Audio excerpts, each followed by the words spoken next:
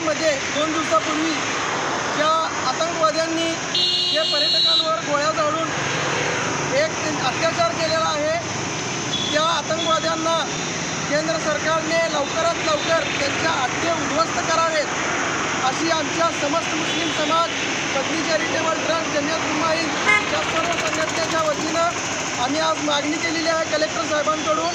कारण वारंवार असे हमले होत आहेत देशावर, तर आपल्या केंद्र सरकारने दक्षता घ्यावी आणि लवकरात लवकर अशा हल्ल्यांना रोखावं। कारण दहशतवाद्यांना कोणताही जात धर्म नसतो हे आपल्या सर्वांना माहीत आहे, पण यांच्या आडमध्ये जर राजकारण करत असेल तर लवकरात लवकर त्या लोकांना, दहशतवाद्यांना त्यांना बळी पाडावं। कारण पाकिस्तान हे गेल्या अनेक दिवसापासून असे षडयंत्र करत आहे आणि नंतर हे आम्ही केलंच नाही असे स्टेटमेंट देत आहे।